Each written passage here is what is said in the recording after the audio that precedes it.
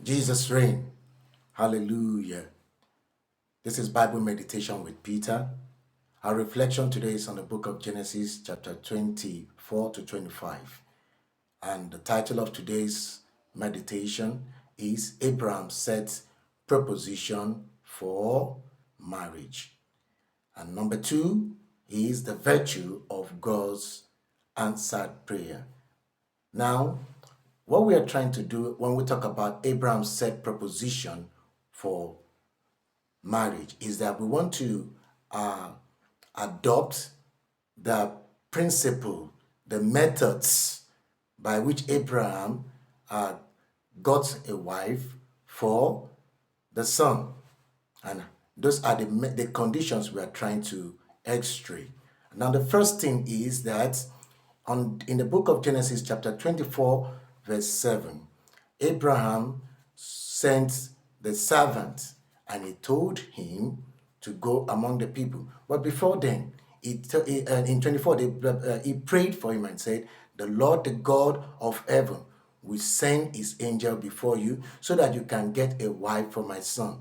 And likewise, the servant himself prayed.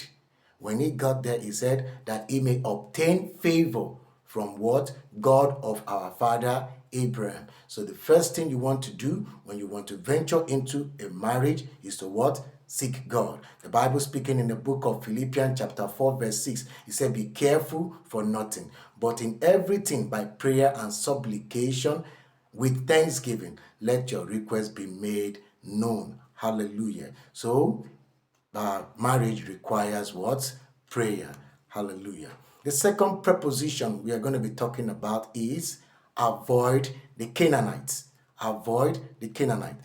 Our father Abraham, speaking in the book of Genesis chapter 24 verse 3, warned the servant not to get wife for Isaac among what? The Canaanites. So in the same vein, I tell us, avoid the Canaanites. The Canaanites, they are the cursed lineage. They are the cursed generation, the worldly generation. In effect, in our present time, the worldly generation. The Bible makes us to understand. It says, friendship with the world is what? Enmity with God. We may want to ask, why do we say they are the cursed generation? Why do we say they are the cursed lineage? In the book of Genesis, we understood that Noah had 3 children, Shem, Japheth, and Ham, and he cursed Ham. He cursed Ham. Ham is a forefather of what? The Canaanites. There is a curse around over what? The lineage of the Canaanite. And that was why Abraham instructed the servant not to go among the cursed family. All right. The next proposition is seek among the blessed. Seek for a wife. Seek for a husband among the blessed. And that is what our father Abraham told the servant. He said in Genesis 24 verse 4, he said, "Go to my people." Go to what? My people, and get what? A wife for my son. In our present time, we often describe that as people of the same faith. Well, good and fine, but what Daddy Abraham meant when he said, "Go to my people," is just the same opposite of that of Ham.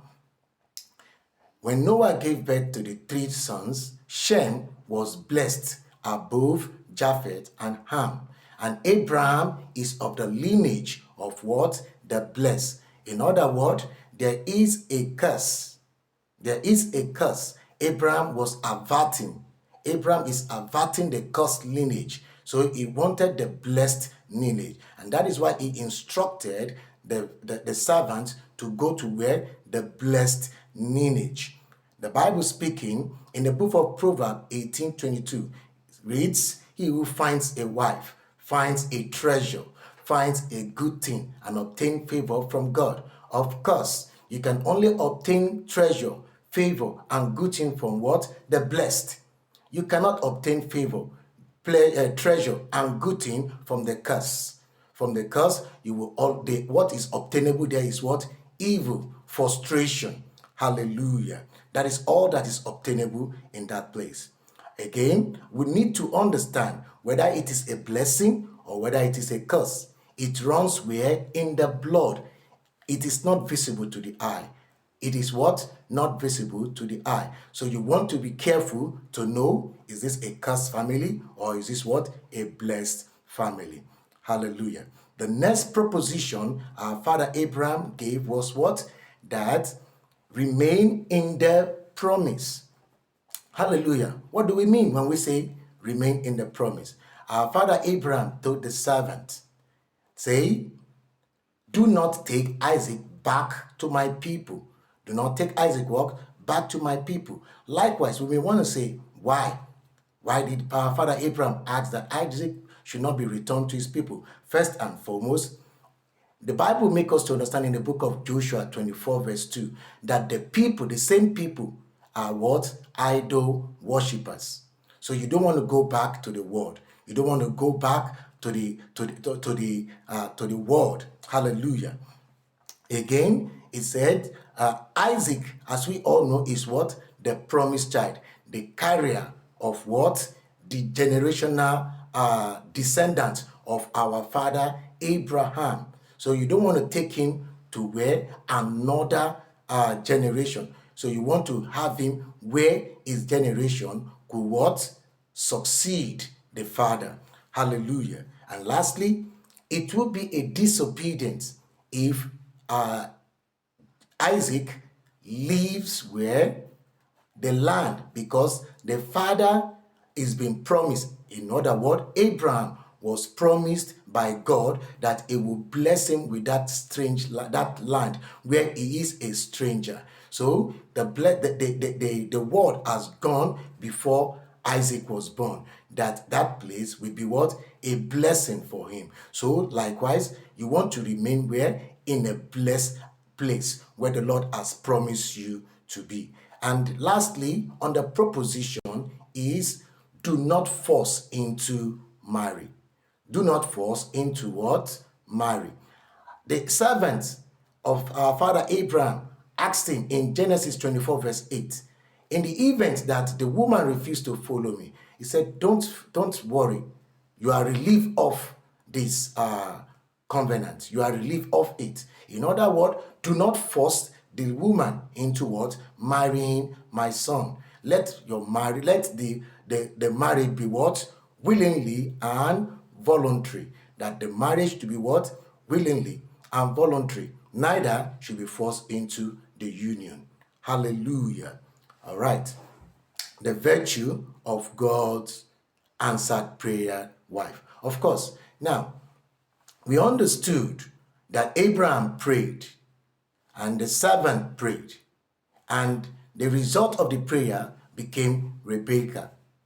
Right now, Rebekah did not force herself on the servant, but what? She became the prayer answer. So we want to look at what made her the prayer answer. We want to look at the prayer God answered. Now, what are the results of the prayer God answered?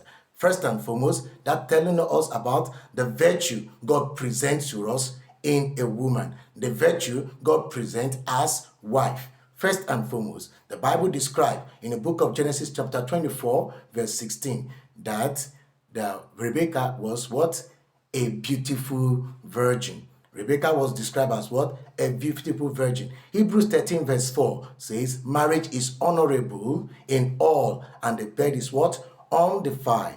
And the bed is what? Undefiled. Virgin. Again, we can take this to mean that Rebekah is God-fearing. Of course, it takes the fear of God to keep the bed what? Undefiled. So it takes what? The fear of God to keep the bed undefiled. Hallelujah. The next thing we observed was the hospitable woman. Rebekah is what? An hospitable woman. Genesis chapter 24 verse 17 to 20. A woman offering a pleasant or sustainable environment. She made them felt welcome. In other words, she made strangers felt welcome. The servant didn't travel alone. In the church, the Bible told us that he traveled with 10 camels with servants.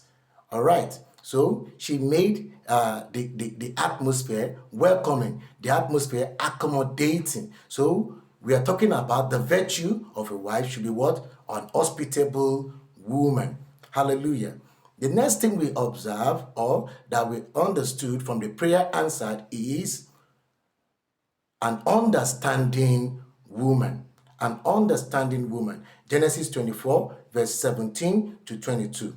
Without being told or persuaded, the servant did not have to persuade Rebekah, but she voluntarily, knowing that they were travelers, they have gone through a long journey, that they will be tired and thirsty, she offered to give them water. Not just the servant, but she extended it to what? The camels. 10 camel. In effect, she is what? An understanding woman. The Bible speaking in the book of Proverbs, chapter 4, verse 7. Wisdom is a principal thing. Therefore, get wisdom. In all thy getting, get understanding. So, what we are saying is the virtue, understanding, is what? A principal thing for a prayer God answered in a woman for marriage. Hallelujah. And lastly, what is also the next we are going to be talking about here is hardworking. Hardworking. That is another virtue. Genesis chapter 24, verse 16. Speaking of Rebekah as what? Hardworking. The Bible makes us to understand that Rebekah, like we said, without being persuaded or forced into it, she voluntarily fetched water from a deep well for the servant and 10 camel. Now let's look at it. We understand that a camel can take at least 20 liters. That says that she fetched water what over 200 liters for strangers. Listen, this isn't a coincidence. It is in her. It is her attitude. She is hardworking. Hallelujah. That is the virtue of a prayer answered wife. Hallelujah. In effect, we are talking about hardworking, which is well described in the book of Proverbs, chapter 31, from 10 to the end. Hallelujah. I believe we've had a nice time. Do look out for the next episode. Please subscribe. The Lord bless you. And